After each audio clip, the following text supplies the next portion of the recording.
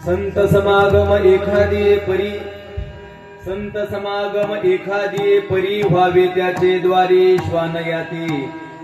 इथे राम नाम होईल श्रवण, घडेल भोजन उच्चिष्टाचे. कामारी बटीक सेवेचा सेवक, दिनपणे रंक तेथे भले. तेथे राम नाम होईल श्रवण, घडेल भोजन उच्चिष्टाचे. तुका म्हणे सर्व सुख त्या संगती, घडेल पंगती संताचिया. तेथे राम नाम होईल श्रवण, घडेल भोजन उच्चिष्टाचे. पांडुरंगा करू प्रथम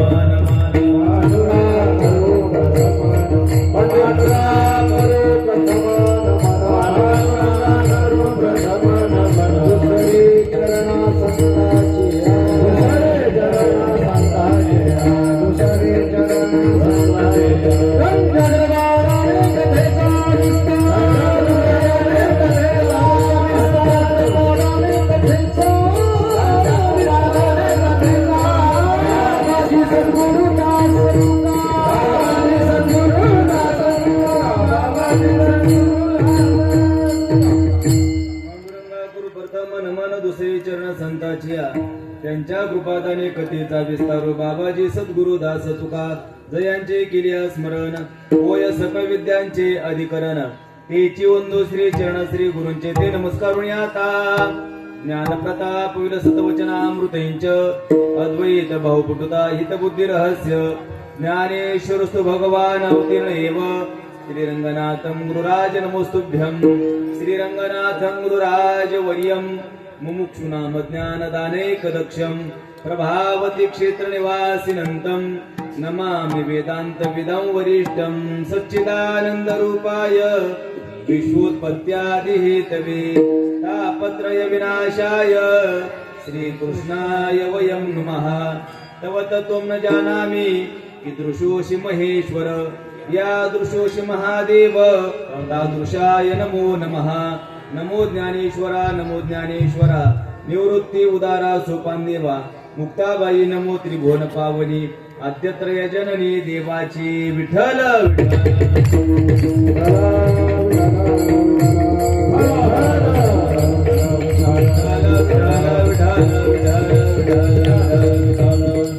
संत समागम एखादी परी, व्हावे त्याचे द्वारी श्वान याती. तेथे राम नाम होईल श्रवण, घडेल भोजन उच्चिष्टाचे. प्रस्तुत प्राप्त प्रसंगी प्राप्त सई. कीर्तनरूपी सेवेकरता म्हणजेच निरूपणा करता निवडलेला अभंग.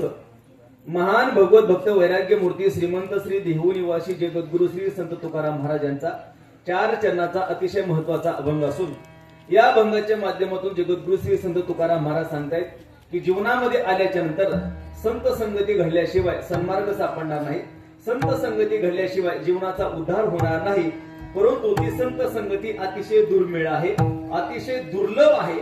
आणि अतिशय दुर्लभ संत संगती असल्यामुळं महाराज सांगतात ती संत संगती तुमच्या जीवनामध्ये ज्या रीतीने घडल त्या रीतीने घडून घ्या. ज्या रीतीने घडल त्या रीतीने घडून घ्या. म्हणजे कदाचित संतांच्या दारातला कुत्रा होण्याचा प्रसंग आला आणि त्यायोगी जर संत संगती घडत असेल तर कुत्रा होण्याचं स्वीकारा, पण संत संगती सोडू नका. ऐका, सोडू नका. का बरं?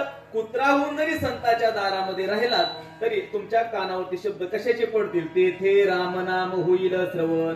कानावरती रामनामाचे शब्द पडतील, रामनामाचं श्रवण घडेल. आणि दुसरा लाभ काय होईल? कुत्रा होऊन जरी संतांच्या दारात राहिलं तर दुसरा लाभ आहे घडेल भोजन उच्चिष्टाचे. संतांचं उच्चिष्ट खायला भेटल. रामनामाचं श्रवण घडेल आणि संतांचं उच्चिष्ट खायला भेटल. याच्या करता कुत्रा होण्याचा प्रसंग आला तरी कुत्रा पण संत संगती सोडू नका. तीच गोष्ट दृढ करत असताना महाराज पुढे सांगतात, त्यांच्या घरचा म्हणजे संतांच्या घरचा काम करणारा होऊन राहण्याचा प्रसंग आला. काम करणारा होऊन राहण्याचा प्रसंग आला आणि त्यायोगे जर संत संगती घडत असेल तर काम करणारा होऊन राहा, पण संत संगती सोडू नका. बटीक होऊन राहण्याचा प्रसंग आला तर बटीक व्हा. बटीक म्हणजे काय, पुढे चिंतनात विस्ताराने सांगतो का, बटीक व्हा पण संत संगती सोडू नका. नवे नवे संतांच्या घरच्या सेवकाचा सेवक, नुसता सेवक नाही संतांचा, सेवकाचा सेवक होण्याचा प्रसंग आला आणि त्यावेळी जर तुम्हाला संत संगती घडत असेल तर सेवकाचं सेवक व्हा, पण संत संगती सोडू नका. नवे नवे दिनपणे रंकते ते भले. अतिशय आपण बाहेर किती जर मोठी असलो पण संतांच्या घरी राहिल्यामुळं दिनपणाने राहण्याचा प्रसंग आहे, गरीबासारखं राहण्याचा प्रसंग आहे. तिथं दिनपणा स्वीकारा पण संत संगती सोडू नका.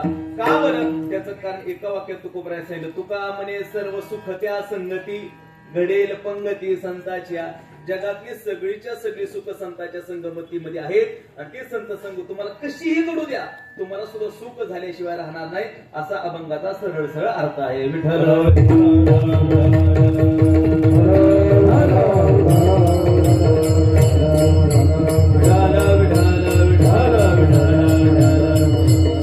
प्रस्तुत प्रसंगी चिंतन रूपी सेवेला आरंभ करण्यापूर्वी अल्पसा पर्यार्थ असा, आज आपल्या या पवित्र निर्वी या गावामध्ये सकल साधू संतांच्या कृपेनं भगवान पंढरीनाथाच्या प्रेरणेनं समस्त ग्रामस्थांचं श्रद्धास्थान असलेले परमपूज्य आदरणीय श्री गुरु तात्या महाराज महापुरुष श्रीगोंदा यांच्या कृपा आशीर्वादाने, यांच्या प्रेरणेनं, समस्त ग्रामस्थांच्या सहकार्यानं भगवान रामभक्त हनुमंतराच्या दरबारामध्ये, श्री विठ्ठल रुक्मिणीच्या दरबारामध्ये सर्वांच्या उपस्थितीमध्ये सर्व गुणीजन महाराज मंडळी, आमचे गायनाचार्य मृदंगाचार्य, अतिशय ज्यांनी सुंदर गोड चाल म्हणली, ज्यांनी सुरुवातीला विनय घेतला होता असे महाराज गोड मृदंगाचार्य, मला माफ करा सगळ्यांचा परिचय नाही, परंतु अतिशय सुंदर असे गुणीजन महाराज मंडळी या ठिकाणी उपस्थित आहेत.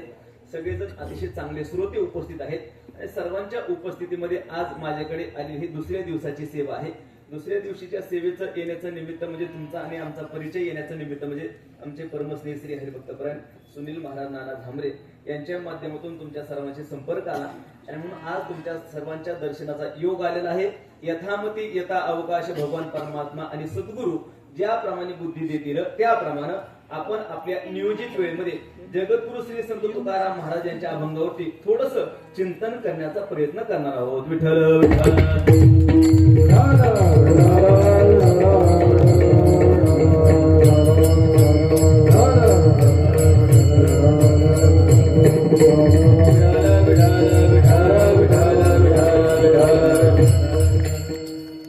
जगद्गुरु श्री संत तुकाराम महाराज या अभंगातून संत संगती घडून घ्या म्हणून सांगतात. कशाही रीतीने घडून घ्या. यातून दोन गोष्टी साध्य झाल्या. एक म्हणजे जगाला उपदेशही केला, पण ती संत संगती किती महत्वाची, संत संगती घडण्याकरता कुत्रा सुद्धा होण्याचं स्वीकारा, संत संगतीचं महात्म्य सुद्धा सांगितलं. का बरं तुकोबारे संत संगती करण्याचा एवढा अठ्ठास करतात, एवढा आग्रह करतात? त्याचं कारण आहे, जीवनामध्ये आल्याच्या नंतर, आपल्या मानवी शरीरामध्ये आल्याच्या नंतर देवाचा साक्षात्कार होणं ही आपल्या जीवनाची अंतिम साध्यता आहे. याच्यामध्ये आपली कृतार्थता आहे देवाचा साक्षात्कार होण्यामध्ये, देवाचा अनुग्रह होण्यामध्ये. परंतु ऐका, तो भगवंताचा साक्षात्कार होण्यासाठी शास्त्रामध्ये काही सामुग्री सांगितली. ती सामुग्री असल्याशिवाय देवाचा साक्षात्कार होऊ शकत. ज्याप्रमाणे लक्षित नाही कसं गेलं, ज्याप्रमाणे स्वयंपाक करायचा असेल तर सामुग्री लागते. स्वयंपाक तरी बेगर सामुग्रीच होतो का?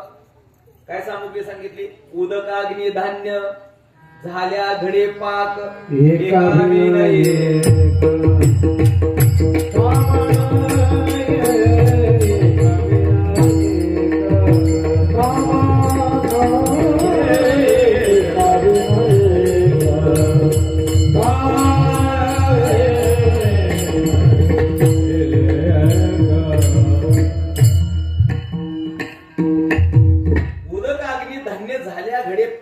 एका विना एक कामा नाही. म्हणजे स्वयंपाक करायचा असेल तर स्वयंपाकाची सामुग्री सांगितली. काय काय?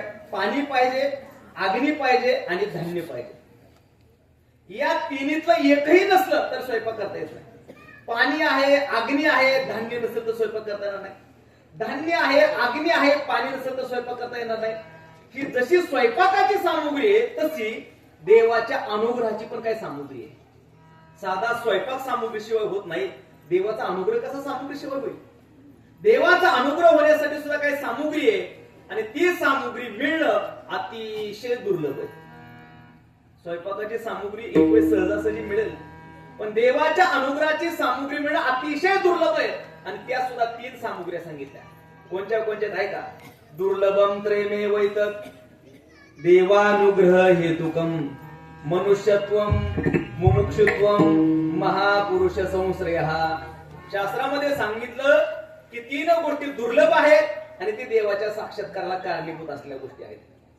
याच्यातली देवाच्या साक्षात्काराची पहिली आणि 1 नंबरची सामुग्री कोणती असेल तर मनुष्यत्वम, मानव शिराची प्राप्ती होणं ही देवाच्या साक्षात्काराची पहिली सामुग्री आहे. सांगा, या मानवाच्या शरीराशिवाय इतर शरीरामध्ये भजन करता येतं का. याच्याशिवाय कीर्तन ऐकता येतं का. याच्याशिवाय गाथा पारायण करता येतं का. याच्याशिवाय परमार्थ करता येत नाही. याचा अर्थ देवाच्या साक्षात्काराच्या ज्या सामुग्री आहेत त्याच्यातली 1 नंबरची सामुग्री म्हणजे मानवाचं शरीर आहे. याची देही गडे देवाचे भजन अनेक हे ज्ञान नाही खोटे. याच शरीरामध्ये भजन करण्याचा अधिकार इतर शरीरामध्ये नाही. मला उदाहरण सांगतो म्हणजे तुमच्या लक्षात येईल. याच शरीरात भजन करण्याचा अधिकार कसा आहे, इतर शरीरामध्ये कसा नाही. एक उदाहरण एका ग्रंथामध्ये सुंदर सांगितलं. एक सिंह असतो. ऐका, एक सिंह असतो. तो सिंह जंगलातून चाललेला असतो आणि जंगलात त्याला समोर कोल्ह्याचं पिल्लू समोर दिसते. सिंह शिकारी प्राणी असल्यामुळे कोल्ह्याच्या पिलाच्या जवळ गेला, पण दैवयोग चांगला असेल त्या कोल्ह्याच्या पिलाचा सिंहाच्या मनामध्ये दया निर्माण झाली. वाटलं नको मारायला, लहान पिल्लू आहे. पण सिंहाला वाटलं आपण नाही मारलं तर दुसऱ्याला कुणीतरी मारल. म्हणून सिंहाने त्याला उचललं आणि आपल्या गुहेत आणलं. आपल्या गुहेत आणलं आणि आपल्या पत्नीला म्हणजे सिंहिणीला सांगितलं, हे बघ म्हटलं आपली 2 मुलं आहेत, याला आपलाच मुलगा समज आणि याचा सांभाळ कर. सिंहीण म्हणली काय हरकत नाही. तुम्ही म्हणताल महाराज आम्ही पुणे जिल्ह्यातले लोक सुशिक्षित लोक आहेत, काही सांगायला उभं राहिले तर कुठं सिंह कुठं कोल्ह्याच्या पिल्लाला उचलून आणत असतो का, कुठं सिंह सांभाळते म्हणत असते का. ऐका, दृष्टांत हा सिद्धांत पटवून देण्याकरता असतो. दृष्टांतामध्ये तर्क करायचा नसतो की खरंच सिंहाने उचलून आणला असेल का, खरंच सिंह सांभाळते म्हणजे असेल का, खरंच सांभाळला असेल का. ऐका, दृष्टांत हा सिद्धांत पटवून देण्याकरता असतो. दृष्टांतात शंका करायची नसते. सिद्धांत काय सांगायला लोक की याच्यामध्ये देवाचं भजन करण्याचा अधिकार हे इतर शरीरामध्ये नाही का. सिंह म्हणजे काय हरकत नाही. ते सिंहाची 2 पिल्ल सुद्धा त्या कोल्ह्याच्या पिल्लाला आपलाच भाऊ समजायला लागले आणि हळूहळू हळू ते मोठे झाले.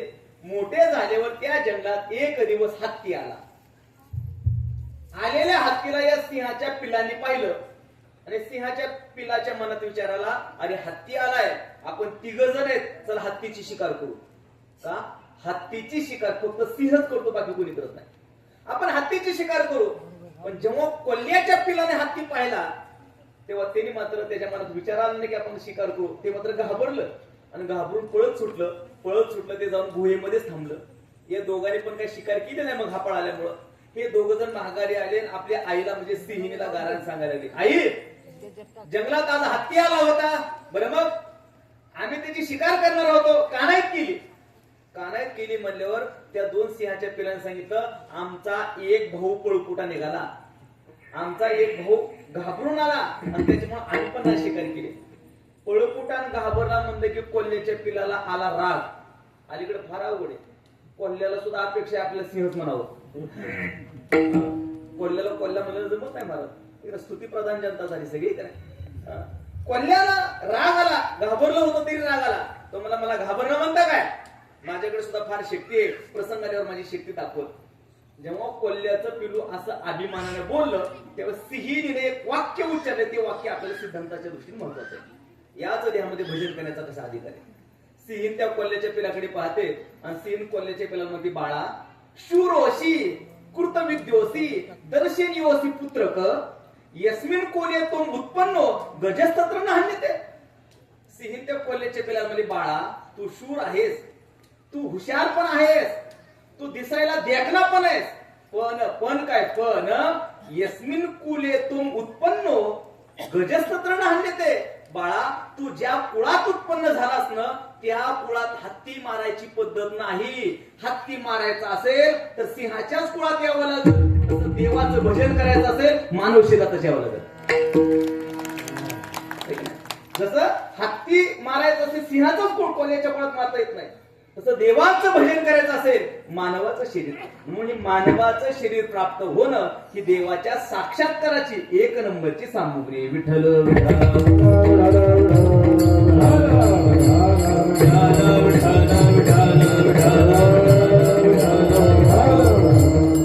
याच्यामध्ये देवाचा साक्षात्कार करण्याचा अधिकार आहे. नरदेहाची निलादलेपणे सच्चिदानंद पदवी घेणे एवढा अधिकार नारायणे कृपा अवलोकनी दिला. कृपापूर्ण अंतःकरणाने भगवंताने मानव शरीरातल्या माणसाला अधिकार दिला की तुम्हाला सच्चिदानंद स्वरूप परब्रह्म स्वरूप होण्याचा अधिकार आहे. पण असं हे मानवाचं शरीर ही सामुग्री जरी असली तर हे मिळणं सुद्धा फार दुर्लभ आहे. पहिली सामुग्री दुर्लभ आहे. किती दुर्लभ सांगितली? नरदेह दुर्लभ जाणा शतवर्षाची गणना त्यामध्ये दुःख यातना तुम्ही आठवा मधुसूदना. हे मानवाचं शरीर अतिशय दुर्लभ आहे, दुर्लभ आहे. याच्याशिवाय देवाचा साक्षात्कार नाही. आणि आणखी तिसरी गोष्ट म्हणजे हे नाशिवंत आहे. हे कधी जाईल सांगता येत नाही. त्याच्याकरता आम्हाला साधू संतांनी सांगितलं मानवाचं शरीर मिळालेलं मग काय करा? करावी तातडी परमार्थाची. परमार्थ करायची त्वरा करा, गडबड करा, लवकरात लवकर परमार्थ करा. काही लोकांना म्हटलं मानवाचं शरीर मिळले भजन करा, परमार्थ करा. काही लोक म्हणते महाराज जरा थांबा. म्हणलं किती दिवस थांबा? आमचं एकदा 60-65 वय होऊ द्या, 70 वय होऊ द्या, इष्टी फुकट होऊ द्या आम्हाला. मग आम्ही पंढरपूरला जाणार आहेत, पारायण करणार आहेत, मग आम्ही परमार्थच करणार आहेत. ऐका, नंतर परमार्थ करू म्हणणं कशासारखे माहिती का? नंतर परमार्थ करू म्हणणं कशासारखे माहिती? एक उदाहरण सांगतो बघा. जुने कीर्तनकार, एका सावकारानं फार मोठा वाडा बांधला होता. वाडा असा बांधला होता, संपूर्ण सागाचं लाकूड त्या वाड्यासाठी वापरलं होतं. 1 एकरवर क्षेत्रामध्ये वाडा बांधला होता. आणि एवढा वाडा चांगला नक्षीकाम केलं, डिझाईन काम केलं आणि वास्तुशांतीचा कार्यक्रम ठेवला. सगळे मोठी मोठी लोक वास्तुशांतीला येत होते आणि प्रत्येक जण कौतुक करायचे, काय वाडा बांधलाय, काय नक्षीकाम आहे, काय डिझाईन आहे. प्रत्येक जण कौतुक करायचा. पण एक वारकरी आला आणि त्या वारकरीने वाडा पाहिला. वारकरी म्हणला, सावकार दादा वाडा चांगला बांधलाय, पण याला आग लागली तर विझवायची काय सोय? कधी विचारलं? वास्तुशांती दिवशीच आहे का नाही? याला आग लागली तर विझवायची काय सोय? ऐका सावकारांनी दिलं उत्तर. ऐका, सावकार म्हटला, वारकरी दादा माझ्याकडे 200 नोकर आहे, 200. आग लागली की त्या 200 नोकराला वीर खांदायला होतो. काय करायला होतो? वीर खांदायला होतो. ते नोकर वीर खांदतील, पाणी लागल आणि मग लगेच वाडा विझवलं. मला सांग, आग लागल्यावर वीर खांदतो म्हणणारा सावकार शहाणा आहे का मूर्ख आहे? बरोबर, नुसता मूर्ख आहे का महामूर्ख आहे? महामूर्ख आहे. तसं परमार्थ नंतर करू म्हणणारे कोण आहेत? हा सुद्धा वाडाचा याला कधी आग लागल सांगता येते का? क्षणभंगूर नाही भरवता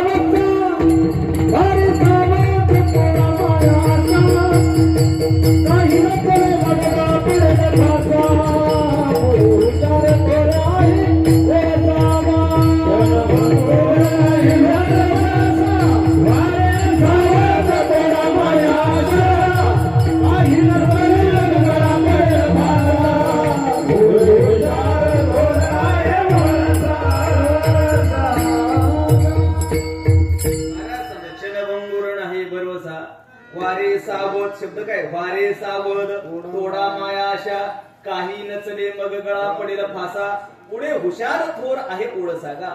म्हणजे हे मिळणं दुर्लभ आहे, हे नाशिवंत आहे आणि याच्याशिवाय देवाचा साक्षात्कार होत नाही. ही देवाच्या साक्षात्काराची पहिली सामुग्री. ऐका, देवाच्या साक्षात्काराची 2 नंबरची सामुग्री. जसं केवळ पाणी असणं म्हणजे स्वयंपाक होत नाही, पण पाण्याशिवाय स्वयंपाक नाही. तसं मानवाच्या शरीराशिवाय देवाचा साक्षात्कार नाही. पण केवळ मानवाचंच मिळालं म्हणजे पण देवाचा साक्षात्कार नाही. त्याला दुसऱ्या सामुग्रीची अपेक्षा आहे. पाणी असल्याबरोबर धान्य पण पाहिजे, अग्नी पण पाहिजे. तसं मानवाच्या शरीरावर दुसरी पण काही सामुग्री पाहिजे. काय काय सामुग्री दुसरी सांगितली?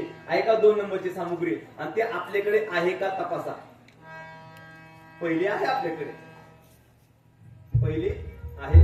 त्याच्यामध्ये पहिली जी आपल्याकडे आहे ती दैवयोगाने आपल्याला मिळाली, पण दुसरी मात्र प्रयत्नाने मिळवायची. दुसरी जी सामुग्री आहे त्या सामुग्रीचं शास्त्रामध्ये नाव आहे मुमुक्षुत्वम. आता थोडं सोप्या भाषेत सांगतो. मुमुक्षुत्व याचा अर्थ अंतःकरणामध्ये भगवत दर्शनाची अतिशय व्याकुळ अवस्था निर्माण झाली पाहिजे. ही व्याकुळ अवस्था निर्माण होणं हे देवाच्या साक्षात्काराची 2 नंबरची सामग्री आहे. ही व्याकुळ अवस्था, ही तळमळ, मला देवाचं दर्शन केव्हा होईल, अशा प्रकारची व्याकुळ अवस्था निर्माण झाल्याशिवाय देवाचा साक्षात्कार होणं शक्य नाही. बघा आता ही किती लोकांना आहे, ही मानवाच्या शरीरापेक्षा सुद्धा दुर्मिळ आहे. मानवाचं शरीर तर एक वेळ इतक्या लोकांना मिळालं, पण ही अवस्था सगळ्याला आहे का हो? किती अवस्था उंच टोक सांगितले तर ज्ञानोबाची ओवी आहे का? ज्ञानेश्वर महाराज सांगतात, कै हे बिरडे फिटेल, कै तो स्वामी भेटेल, ऐसे युगाहुनी वडील निमिषमाने. अशी अवस्था निर्माण झाली पाहिजे. कशी?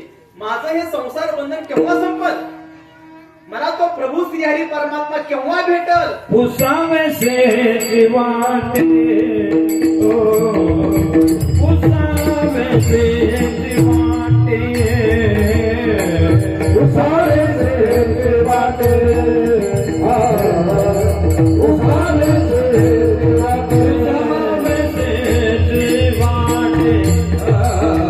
पुसावे से वाटे ओ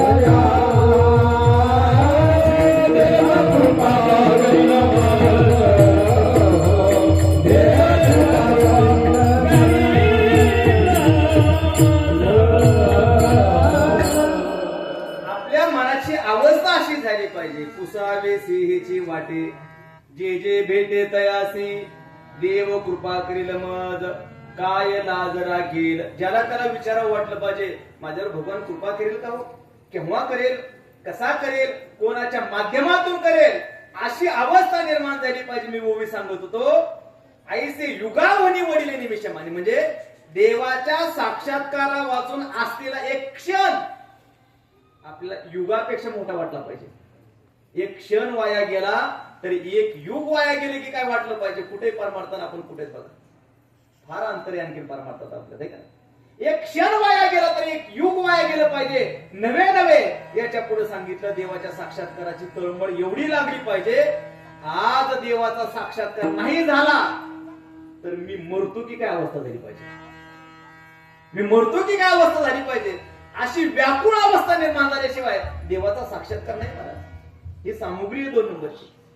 एका महापुरुषाने श्रीमद भागवतातला विषय, एका महापुरुषाने देवाकडे हात जोडले, देवालाच विनंती केली, देवा कृपा करा आणि कृपा करून माझ्या मनाला तुमच्या दर्शनाची ओढ लागेल असं काहीतरी करा. माझ्या मनाला तुमच्या दर्शनाची ओढ लागली पाहिजे. पण किती ओढ लागली पाहिजे तिने 2-3 दृष्टांत दिलेत आहे का.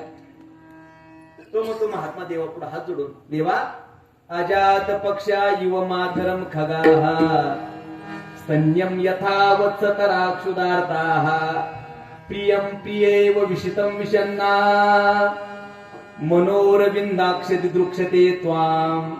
श्रीमद भागवतामध्ये तो प्रार्थना करतो, देवा देवा माझ्या मनाला तुमच्या दर्शनाची ओढ लागली पाहिजे. पण किती. पहिलं उदाहरण दिले तिने, अजात पक्षा युव मातरम खगाः, म्हणजे काय ऐका, नुकतीच जन्म झालेली एखाद्या पक्षाची लहान लहान पिल्ले,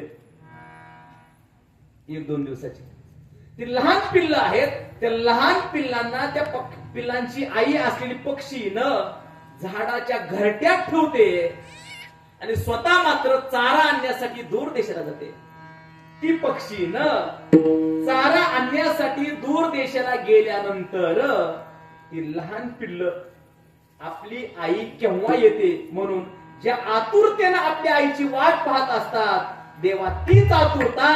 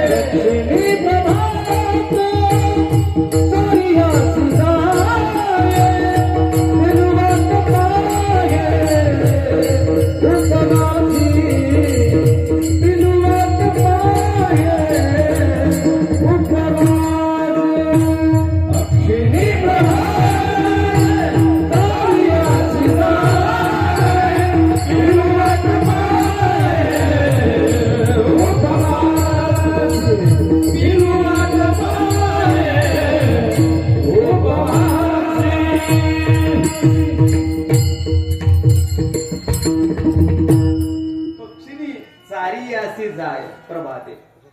ज्यावेळेस पक्षी चाराण्यासाठी गेले, पिलू वाट पाहे उपवाशी. ती लहान पिल्ल आपली आई येण्याची वाट जेवढ्या आतुरतेनं पाहत असतात ना देवा, तीच आतुरता माझ्या मनाला तुमच्या दर्शनाची लागली पाहिजे. विठ्ठल विठ्ठल.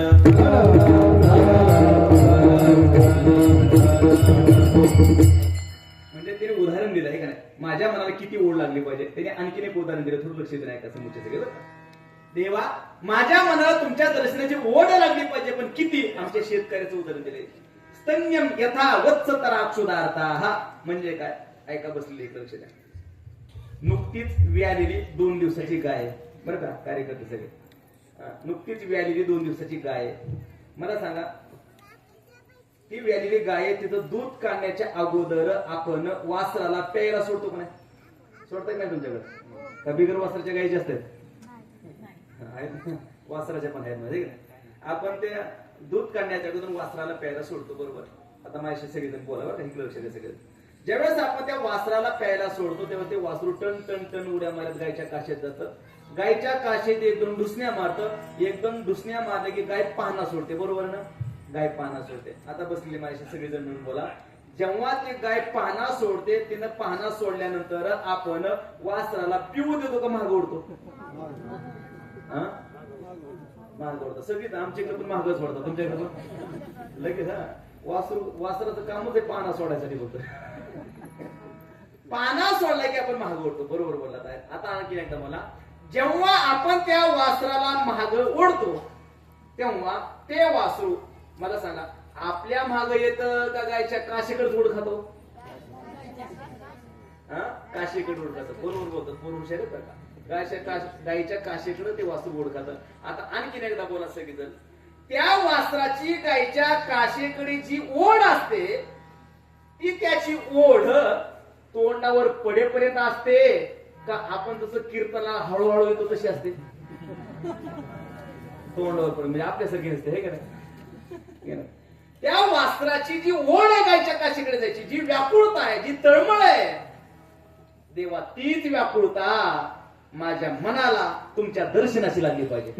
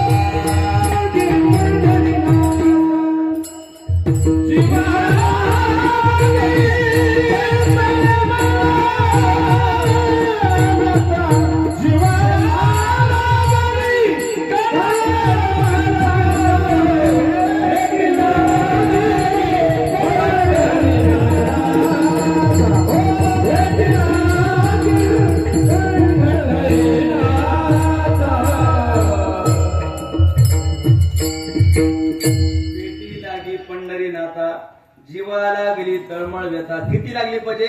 त्या वासराला जी व्याकुळता निर्माण झाली गायचे काशीपर्यंत पोहोचायची, देवा तशीच व्याकुळता माझ्या मनाला तुमच्या दर्शनाची लागली पाहिजे. आणि त्याने तिसरे एक उदाहरण दिले की किती ओढ लागली पाहिजे मनाला दर्शनाची. प्रियम प्रिये व विशितम विषन्ना. म्हणजे काय का, पूर्वीचा काळे एखाद्या पतिव्रता स्त्रीचा पती काही कामानिमित्तानं दूर देशाला चाललाय 8-15 दिवसांसाठी. पूर्वीचा काळ होता. तो जातानाच आपल्या पत्नीला सांगायचा की मी या दिवशी महागारी येईल. खरं सांगा, मध्यंतरी निरोप पोचायची सोय होती का? मोबाईल नव्हते तेव्हा. आता सोय आली, का नाही? आता कीर्तन झाल्या फोन लगेच निघालो, बसलो गाडीत, आलो, आहे का नाही? कधी काल आहे, कधी सुरुवात आहे, सगळं मोबाईलवर चालतं, आहे का नाही? पहिलं कसं होतं, एकदा पंढरपूरला वारीला गेला, तो जाताना सांगायचा की मी पौर्णिमेला महागारी येईल. ठीक आहे. मध्यंतरी तो पोचला का नाही, फराळ केली का नाही असा निरोप पोचत होता का? अजिबात नव्हता. मग पूर्वीच्या काळामध्ये एखाद्या पतिव्रता स्त्रीचा पती काही कामानिमित्तानं 15 दिवसासाठी गावाला गेला, दूर देशाला गेला. तो मध्यंतरी तो जाताना सांगायचा की मी या दिवशी माघारी येईल. मग त्यांनी सांगितल्यानंतर मध्यंतरी कुठलाच निरोप नसल्यामुळं त्यानं येण्याचा जो दिवस सांगितलेला असतो त्या दिवशी ती पतिव्रता स्त्री आपला पती येण्याची वाट जेवढ्या आतुरतेनं पाहत असते, तेव्हा तीच आतुरता माझ्या मनाला तुमच्या दर्शनाची लागली पाहिजे. कैसे झाले माझ्या देवा, कैसे झाले माझ्या देवा, झाले माझ्या देवा, कैसे झाले माझ्या देवा, कैसे झाले माझ्या देवा, कैसे झाले माझ्या देवा, कैसे झाले माझ्या देवा, कैसे झाले माझ्या देवा. कधी बेटाच केशवा, कधी बेटाच केशवा, बेटाच केशवा, बेटाच केशवा. कैसे झाले माझ्या देवा, कैसे झाले माझ्या देवा,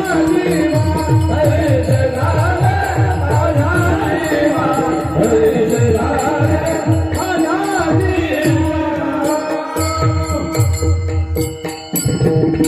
झाले झाले माझ्या जीवा, केव्हा भेटसी केशवा. त्या पतिव्रता स्त्रीची जी व्याकुळता आपला पती कधी येतो याची वाट पाहते, तशी आपल्याला तळमळ लागली पाहिजे. ही व्याकुळ अवस्था, ही तळमळ अवस्था निर्माण झाल्याशिवाय देवाचा साक्षात्कार होणार नाही. ही 2 नंबरची सामुग्री आहे का? पण जसं पाणी आणि धान्यच असलं म्हणजे स्वयंपाक होत नाही, अग्नी पण पाहिजे, तसं केवळ मानवाचं शरीर आणि अंतःकरणामध्ये व्याकुळ अवस्था या 2च गोष्टी असल्या म्हणजे देवाचा साक्षात्कार होत नाही. याला तिसरी पण सामुग्री पाहिजे. जसं अग्नी पण पाहिजे तसं तिसरी सामुग्री काय आहे? महापुरुष संश्रय, म्हणजे संतांची भेट. संतांची भेट, श्रीगुरूंची भेट आपल्या जीवनामध्ये झाल्याशिवाय देवाचा साक्षात्कार होणार नाही. देवाच्या साक्षात्काराची तिसरी सामुग्री म्हणजे संत भेट आहे. आणि मानवाच्या शरीरापेक्षा व्याकुळ अवस्था दुर्लभ आहे आणि त्याच्यापेक्षा अनंत पटीनं संत भेट दुर्लभ आहे. का बरं संत भेट दुर्लभ आहे? त्याची अनेक कारण आहेत. पहिलं कारण आहे की जीवनामध्ये संत भेटण्यासाठी कोणचं पुण्य लागतं, त्या पुण्याचा तपास आणखी कुठल्या शास्त्राला लागला नाही. बाकीच्या सगळ्या गोष्टीच्या पुण्याचा तपास लागला. स्वर्ग कशाने मिळेल? तपास लागला. कशाने मिळेल स्वर्ग? मनती संसारी जन्मीजे, यज्ञाधिक कर्म कीजे, मग स्वर्ग सुख भोगीचे मनोहर. यज्ञ केला की स्वर्ग सुख मिळेल, तपास लागला. पुत्र पाहिजे असेल, मुलगा पाहिजे असेल तर शास्त्राने सांगितलं पुत्र कामेष्टी यज्ञ करा. दशरथ राजाने पुत्र कामेष्टी यज्ञ केला तर भगवान परशुरामचंद्रासारखे सुपुत्र जन्माला आले. पुत्र प्राप्तीसाठी सुद्धा पुत्र कामेष्टी यज्ञ सांगितलं, तपास लागला. पाऊस पडायचा असेल तर पर्जन्य याग करायला सांगितलं, पर्जन्य याग यज्ञ, पाऊस पडलं सांगितलं. ब्रह्मदेव व्हायचं म्हटलं तर त्याच्यासाठी सुद्धा काय साधना करायला लागते ते पण सांगितलं ज्ञानोबराने. काशत एक जन्मा जन्मोनी ब्रह्मकर्मा, करी तोच ब्रह्म अनुभवे.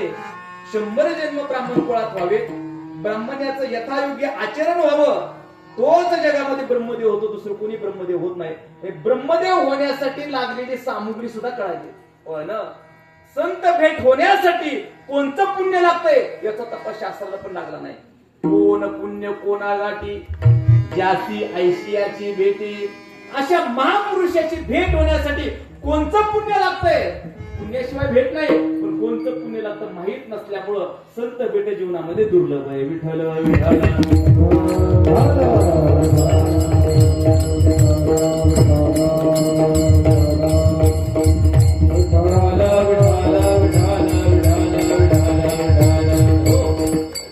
या रीतीने संत भेट दुर्लभ आहे. आणखी दुसरे कारण संत भेट का दुर्लभ आहे?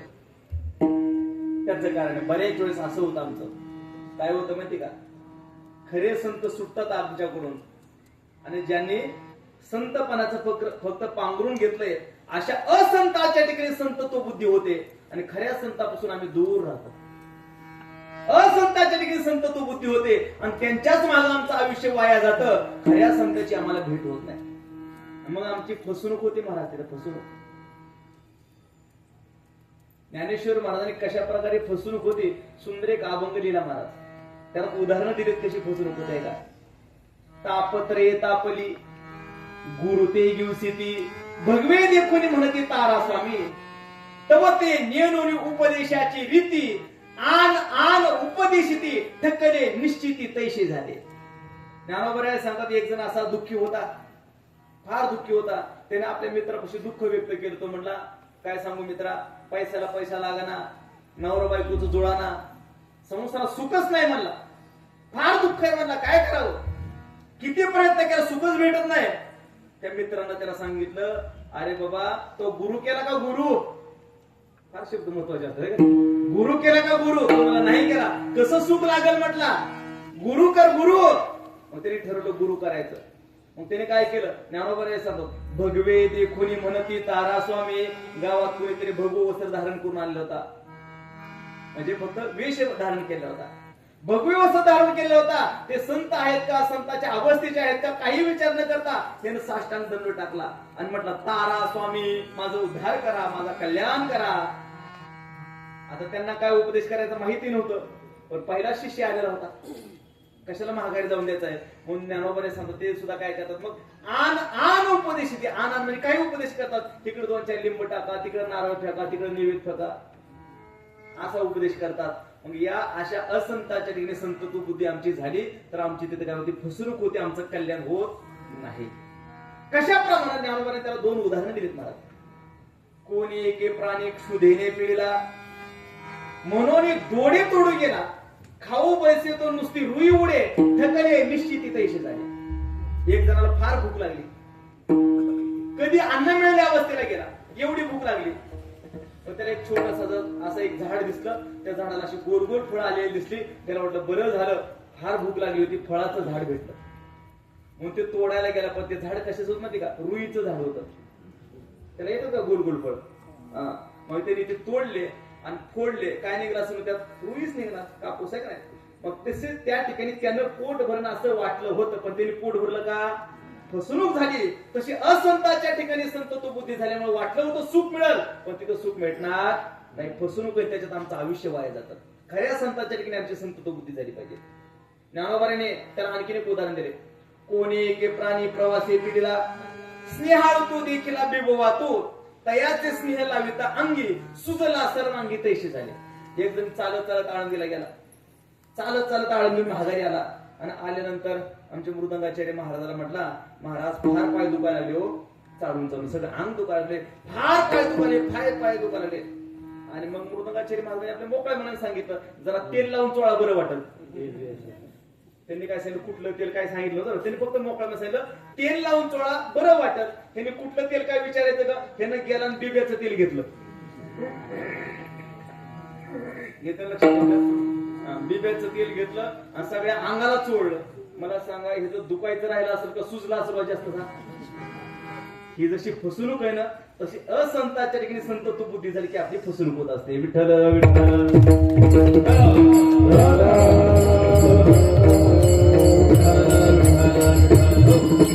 आमचे गुरुने भाऊ एक वाक्य सांगायचे, आम्ही ज्यांच्याकडे शिकार होते, आमचे श्री गुरु भाऊ म्हणजे श्री गुरु हरिभाऊ महाराज पाटील मुमुक्षू पाठशाह पंढरपूर.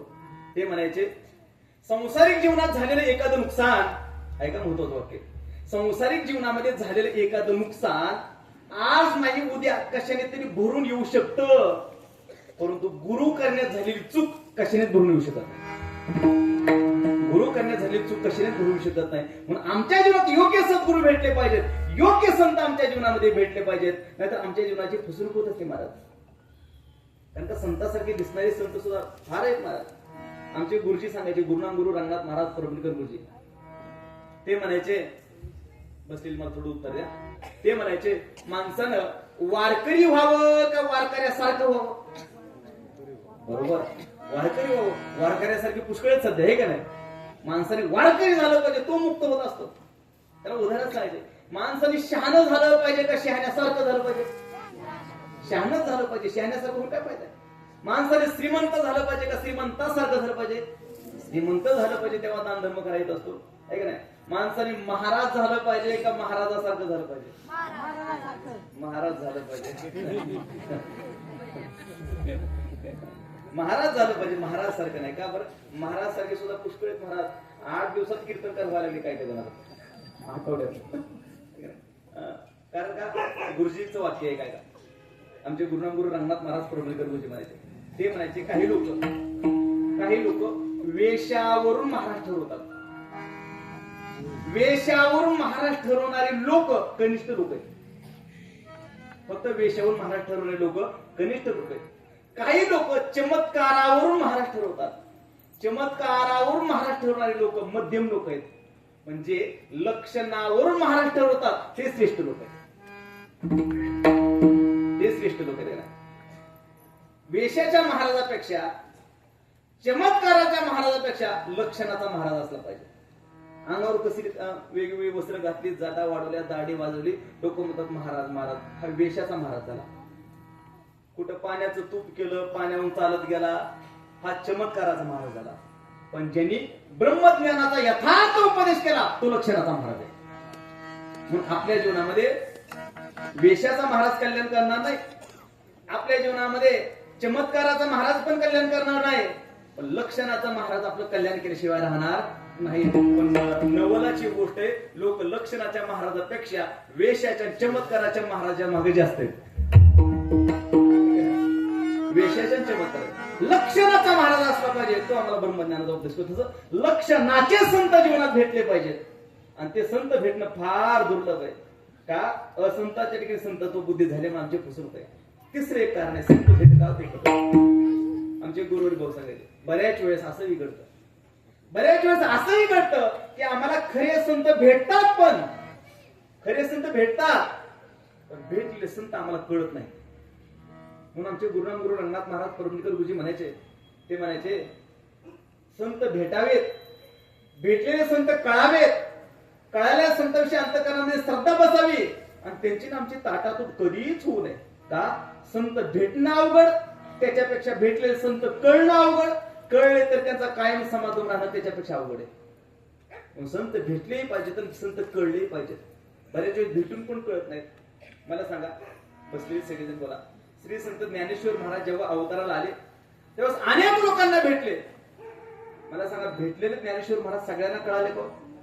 सगळ्यांना जर ज्ञानेश्वर महाराज कळाले असते तर त्यांच्या झोळीमध्ये ओंजळभर पिठाच्या ऐवजी तांदळाच्या ऐवजी लोकांनी माती टाकली असती का.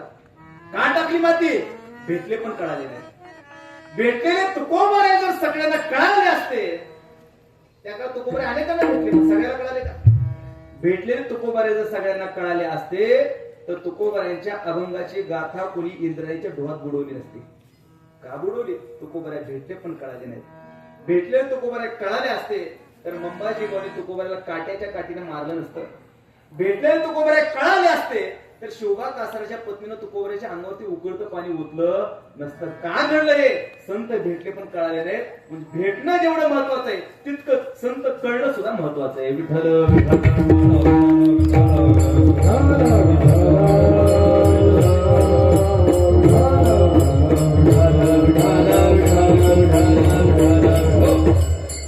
आणि म्हणून त्यावेळी संत भेट दुर्लभ आहे.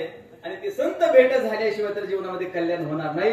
आणि म्हणून तुकोबराने सांगितलं अरे बाबा संत भेट तुमच्या जीवनामध्ये ज्या रीतीने घडत एखादे परी कुठल्याही रीतीने घडू द्या. म्हणजे त्यांच्या दारातला कुत्रा होण्याचा प्रसंग आला आणि त्यावेळी जर संत भेटत असेल तर कुत्रा होण्याचा स्वीकारा पण संत जोड सोडू नका. अभंगाचं पहिलं संत समागमे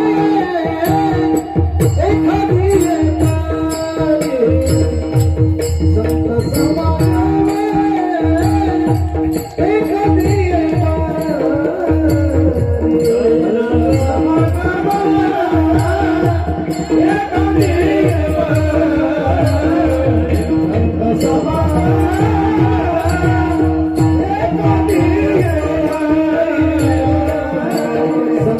Sama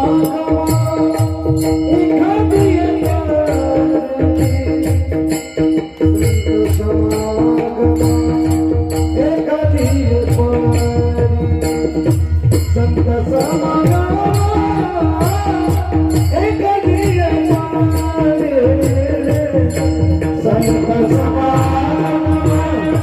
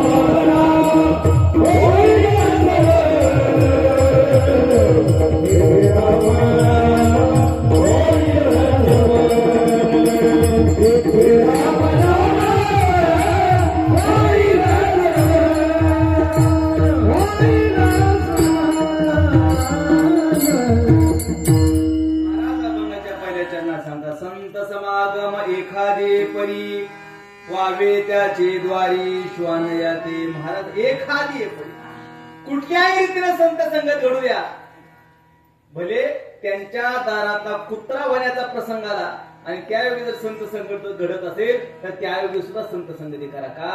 संत संगतीशिवाय देवाचा अनुग्रह नाही. नवे नवे भेटलेला देव सुद्धा कळणं शक्य नाही.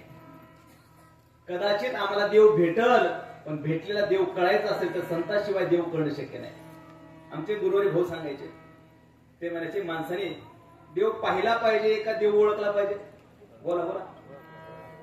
ओळखला पाहिजे. ओळखीला हरी धन्य तो संसारी. नाथ मला सांगायचं नाही, ज्यांना हरी ओळखला तो जगामध्ये धन्य. देव पाहण्यापेक्षा देव ओळखला पाहिजे. मुलीनं नवरा पाहून केला पाहिजे का ओळखून? ओळखून केला पाहिजे. पाहून केल्यावर फसवणूक आहे का नाही? ओळखून केला पाहिजे. तसा देव पाहण्यापेक्षा देव ओळखला पाहिजे. आणि ओळखणं हे संत संघाशिवाय शक्य नाही. लक्षात ठेवा. देवाचं चरित्र पाहून देव कळत नसतो, तर देवाचं चरित्र संत संघामध्ये ऐकून देव कळत असतो. नाहीतर चरित्र पाहून चांगल्या चांगल्याला भ्रांती झाली. महाराज आमचं तुमचं सामान्य लोक सोडा, चांगल्या चांगल्याला देवाचं चरित्र पाहून भ्रांती झाली. किती चांगल्याला झाली एक उदाहरण सांगतो तुम्हाला. ऐका. रामायणाचा प्रसंग आहे. भगवान प्रभू रामचंद्र लक्ष्मण महाराज सीता माता वनाला गेले आणि वनाला गेल्याच्या नंतर रावणानं सीता मातेचं हरण केलं. म्हणजे सीतेला चोरून घेऊन गेला रावण. सगळ्याला माहिती का नाही? सीतेला रावण चोरून घेऊन गेला आणि चोरून घेऊन गेल्याच्या नंतर प्रभू रामचंद्र जेव्हा आले पाहतात तर सीता चोरून नेली. सीता माताच्या वियोगानं प्रभू रामचंद्र रडायला लागले. हा सीते कुठेस तू?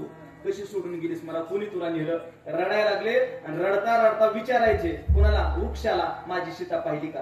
विलीला म्हणायचे माझी सीता पाहिली का? मला सांग, वृक्ष विली सांगत असतात को? पण विचारायचे. वृक्षाला म्हणायचे माझी सीता पाहिली का? विलीला म्हणायचे माझी सीता पाहिली का? रण चालू प्रभू रामचंद्राचं. ऐका. आणि त्याच काळात, ज्या काळात प्रभू रामचंद्राचं रण चालू आहे, त्याच काळात भगवान शंकर प्रभू रामचंद्राचं ध्यान करत बसले. श्रीराम जय राम जय जय राम, श्रीराम जय राम जय जय राम. भगवान शंकर ध्यान करत बसले. कोणाचं? रामप्रभूचं. जेव्हा रामप्रभू सीता मातेच्या वियोगाने रडतायत मोठ्या मोठ्यानं, वृक्षाला वेलीला विचारतात माझी सीता पाहिली का? तेव्हा हे ध्यान करत बसलेत. आणि दोन्ही चित्र पाहिली पार्वती मातेनं. रडणारे रामप्रभू पण पाहिले आणि ध्यान करणारे महादेव पण पाहिले. पार्वती मातेला वाटलं आमचं मालक ध्यान करतोय, पण कोणाचं ध्यान करतोय? ज्याची पत्नी चोरीला गेली. चोरीला गेली तरी गेली, कुणी नेली माहिती नाही. कुणी नेली माहित नसतं, ठीक आहे. पण तू कुणाला विचारावं ही ज्याला कळत नाही, ही ज्याला कळत नाही, वृक्ष मिली कुठं सांगत असतात का? आणि त्यालाही विचारित बसलंय आणि त्याचं ध्यान आमचं मालक करतंय. म्हणजे देवाचं चरित्र पाहून पार्वती मातेसारख्याला भ्रांती आहे, हा देव आहे का नाही? भ्रांती, चांगल्या चांगल्याला भ्रांती चरित्र पाहून. आणि मग पार्वती मातेने पाहिलं ते आणि महादेवाला म्हटले, खरंच हो, तुम्ही का नाही भोळे ती भोळेच बघा, तुम्हाला काही कळत नाही. जुनीच पद्धत आहे बरं का, तुम्हाला काही कळत नाही म्हणायचे, हे का नाही? पार्वती पासून चालत आले, हे का नाही? तिथल्या पार्वतीचं काय नाही बरं संबंध, सगळं आमच्याकडे पार्वतीचं चाललंय सगळं. आमच्याकडे गेल्यावर तुमच्याकडे सांगायला चांगले चांगले ऐकले चांगले का? पार्वती माता महादेव तुम्हाला काही कळत नाही. महादेव म्हणजे काय झालं पार्वती? अहो म्हणली, ज्याची पत्नी चोरीला गेली, पुरी चोरीली नेली ती माहिती नाही, पण नाही माहिती असू द्या, कुणाला विचारावं ती त्याला कळत नाही. ती कुठं देव असते का? वृक्षाला विहिरीला विचारते माझी सीता पाहिजे का? ती कुठं देव असते का? भ्रांती आहे.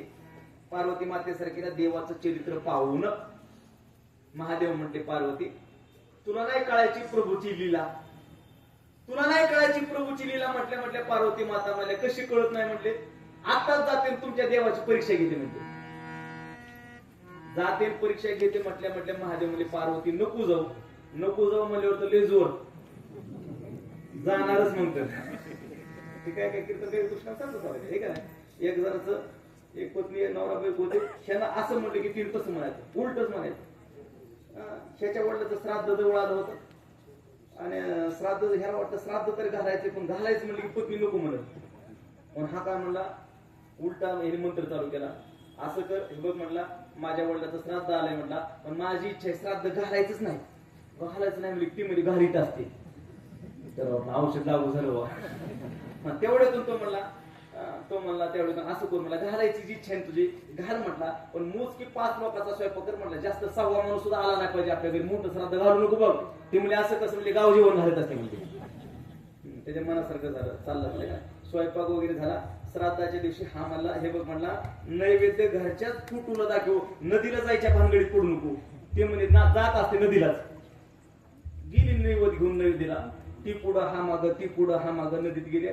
नदीत गेल्यानंतर हा म्हणला तिला म्हणला, हे बघ म्हणला, आली नदीला आली ती आली, एक काम कर म्हणला, आता फक्त गुडघे इतक्या पाण्यात जाऊन निवत सोड म्हणला, जास्त पाण्यात जाऊ नको.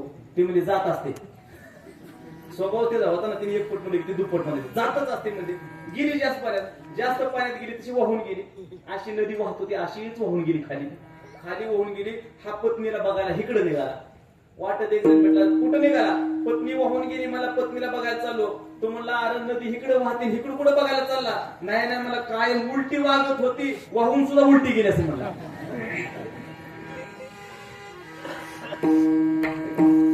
तसं असते का? महादेव म्हणतात नको जाऊ, पार्वती म्हणते जातेच. गेल्या पार्वती माता हुबेहूब सीता मातेचं रूप घेऊन गेल्या, सीता मातेचं रूप घेऊन गेल्या. आणि मग मला सांगा, पार्ट बदलले म्हणजे थोड्या वेळ तर ओळखायला यायला पाहिजे होतं ना. पण गेल्याच प्रभू रामचंद्र म्हणले, या मातोश्री कस काय येणं केलं?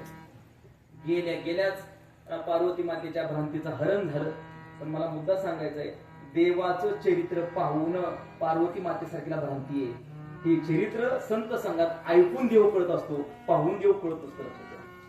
पाहून देव कळत. म्हणून तर रामायणावरती अनेक लोकांनी आक्षेप घेतले, काय काय काय काय ते असंच कसं, ते तसंच कसं, हे आक्षेप अनेकांनी घेतले. पण पंढरपूर क्षेत्रात एक महात्मे होऊन गेले, परमपूज्य आदरणीय श्री गुरु निवृत्ती महाराज वक्ते बाबा. त्या वक्ते बाबांनी एवढा ग्रंथ लिहिला, रामायणावरचे आक्षेप आणि त्याचं खंडन, काय काय आक्षेप कुणी घेतले आणि त्याचं उत्तर काय काय त्यांनी लिहिलं. त्यांनी लिहिलं नसतं तर बाकीच्या डोक्यात गोंधळ घुसला असता का नाही? म्हणजे बाकीच्याला देवाचं चरित्र पाहून भ्रांती होत असते, पण ही संतांच्या संघामध्ये ऐकून देव यथार्थ कळत असतो. विठ्ठल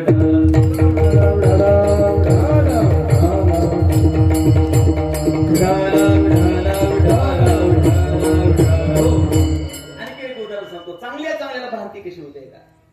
चांगल्याला भ्रांती देवाचं चरित्र पण रामायणाचा प्रसंग आहे. रामप्रभूला आणि लक्ष्मणाला युद्धामध्ये इंद्रजितानं नागपाशात बांधलं होतं. नागपाशात बांधलं आणि त्यांना सोडवण्यात आता गरुड आला होता. गरुडाचं असं वर्णन आहे एका ग्रंथामध्ये.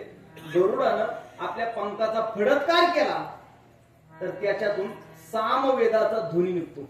एवढा ज्ञानी गुरुड आहे, पण त्याला सुद्धा भ्रांती आहे. फडत्कार पंखाचा केला तर सामवेदाचा आवाज ध्वनी त्याच्यातून निघतोय. असा गरुड जेव्हा प्रभू रामचंद्राला लक्ष्मणाला नाग पाशातून सोडवायला आला तेव्हा गरुडासारख्या सुद्धा देवाचं चरित्र पाहून भ्रांती झाली. गरुड म्हणतो मी नसतो, काय म्हणतो गरुड, मी नसतो तर ह्यांचं काय झालं असतं. अरे बाबा ती आहे पण तू आहेस, पण ह्याला काय झाली भ्रांती झाली, मी नसतो तर यांचं काय झालं असतं. अशा इतक्या ज्ञानी गरुडाला सुद्धा भ्रांती आहे. चरित्र पाहून तोच गरुड जेव्हा काक भृशुंडी ऋषींकडे गेला आणि काक भृशुंडी ऋषींकडे गेल्याच्या नंतर मग मात्र काक भृशुंडी ऋषीने परमतत्वाचा यथार्थ उपदेश केला आणि तेव्हा त्याला देवाचं स्वरूप कळालं. देवाचं चरित्र पाहून देव कळत नसतो, तर देवाचं चरित्र संत संघात ऐकून देव कळत असतो. आणि याच्या करता संत संगतीची गरज आहे. विठ्ठल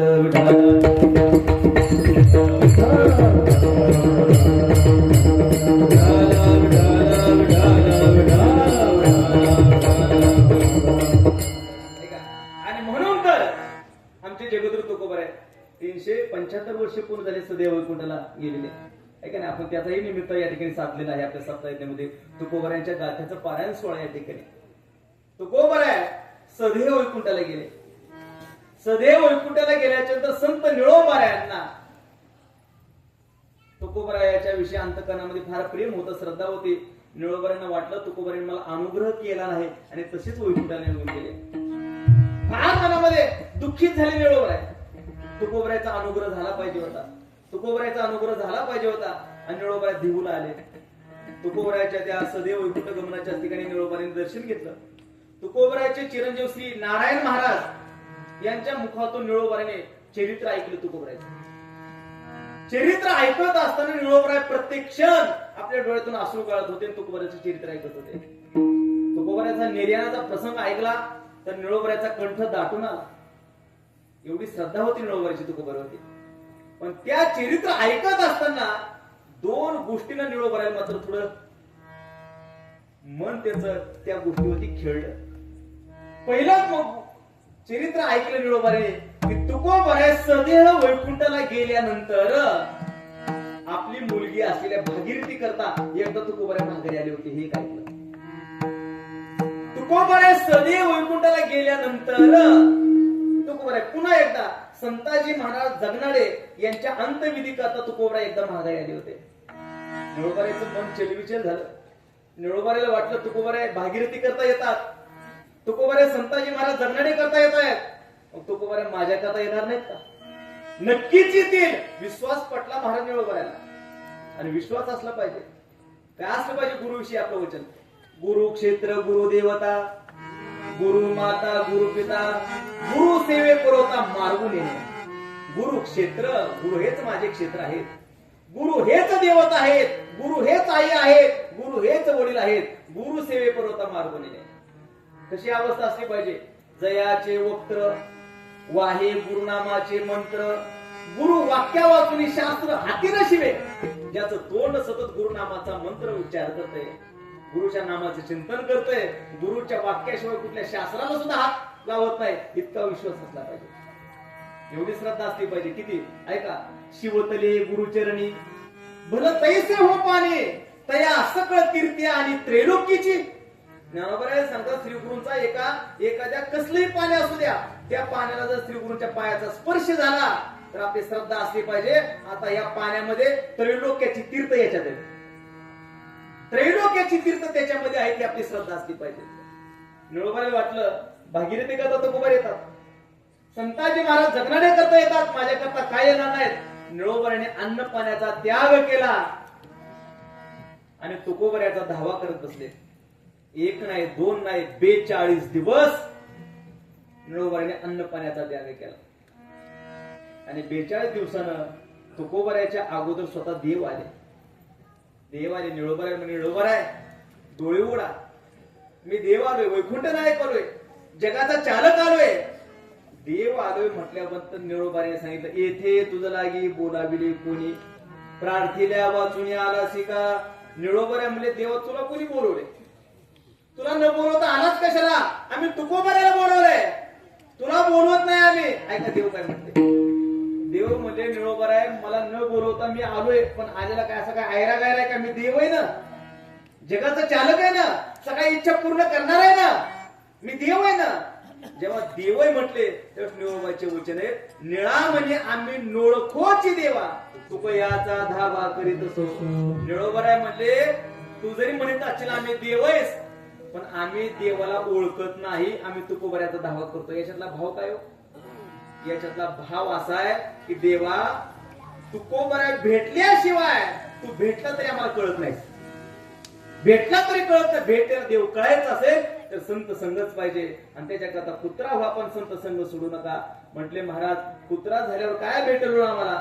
महाराज काय भेटल त्याचं कारण अभंगाच्या दुसऱ्या चरणात देते राम नाम, देते राम नाम, होईल सुवास, देते राम नाम, देते राम नाम, देते राम नाम,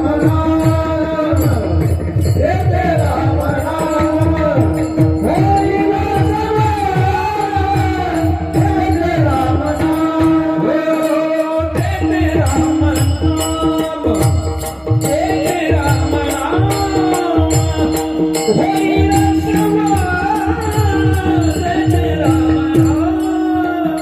देते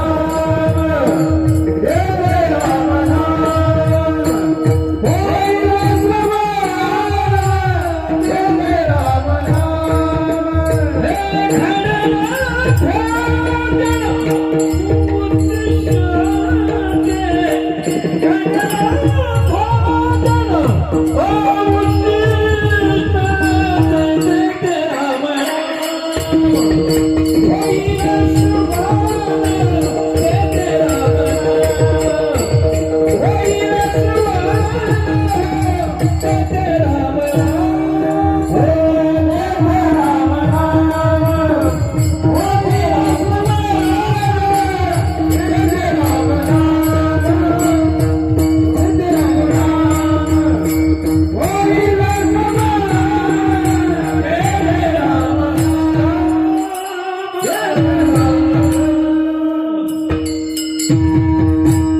महाराज अभंगाच्या दुसऱ्या चरणामध्ये सांगतात, संतांच्या दारातला कुत्रा झाला तर आम्हाला काय मिळेल? ऐका लाभ, तेथे रामनाम होईल श्रवण, घडेल भोजन उच्चिष्टाचे. ऐका, पहिला लाभ सांगितला, संतांच्या दारातला कुत्रा होऊन राहण्याचा प्रसंग आला तर पहिला लाभ आहे, तुमच्या कानावरती रामनामाचे शब्द पडतील आणि रामनाम ऐकायला मिळेल. संतांच्या घरी कोणाची निंदा चालू असेल का? संतांच्या घरी आवाजचे शब्द चालू असतील का? नाही नाही, रामनामाचं भजन चालू असणार, आणि ते रामनामाचं भजन चालू असलेलं कुत्रा होऊन जरी राहिलं तरी कानावरती रामनामाचे शब्द पडतील, रामनामाचं श्रवण घडेल. जेवढा रामनामाचा उच्चार जितका महत्वाचा आहे तितकंच रामनामाचं श्रवण सुद्धा महत्वाचं आहे. रामनामाच्या उच्चारानं जे पुण्य मिळतं तेच रामनामाच्या श्रवणानं पुण्य मिळतं. म्हणून कोणी रामनामाचं गायन करतात तर कोणी रामनामाचं श्रवण करतात, दोघाला पुण्य सारखंच आहे, दोघाला पुण्य सारखंच आहे. मग त्या ठिकाणी रामनामाचं श्रवण होईल हा पहिला लाभ आहे. आणि दुसरा लाभ कोणता आहे? घडेल भोजन उच्चिष्टाचे, संतांचं उच्चिष्ट खायला भेटत. संतांचं उच्चिष्ट म्हणजे सामान्य नाही महाराज, ते संतांचं उच्चिष्ट दोन प्रकारचे लक्ष देण्यात. उच्चिष्ट कशाला म्हणतात? ज्याला मुख लागलं त्याला उच्चिष्ट म्हणतात. मग ते मुख कधी संतांचं प्रसादाला लागल, प्रसादाचं उच्चिष्ट आहे, आणि दुसरं उच्चिष्ट ज्ञानाचं उच्चिष्ट आहे. संतांच्या मुखातून बाहेर पडलेलं ज्ञान हे संतांचं उच्चिष्टच आहे. प्रसादाचं उच्चिष्ट आणि ज्ञानाचं उच्चिष्ट. प्रसादाचं उच्चिष्टही आमचं कल्याण करणार आहे आणि ज्ञानाचं उच्चिष्टही आमचं कल्याण करणार आहे. प्रसादाचं उच्चिष्ट किती भाग्य आहे त्याचं, ऐका ज्ञानोबऱ्यांची ओवी, पदर काही सांगणार नाही. ज्ञानेश्वर महाराज सांगतात, श्री गुरूंचे उच्चिष्टे लाहे जय आवचटे, तै तेने लाभे विटे समाधीशी. थोडे हळूच बोला.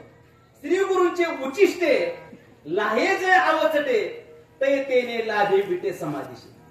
श्री गुरूंचं उच्चिष्ट जर जीवनामध्ये खायला भेटलं तर त्याचा लाभ इतका मोठा आहे की त्या लाभापुढं समाधीच्या सुखाचा सुद्धा वीट येतो. इतका मोठा उच्चिष्टाचा लाभ आहे, इतका मोठा उच्चिष्टाचा लाभ आहे.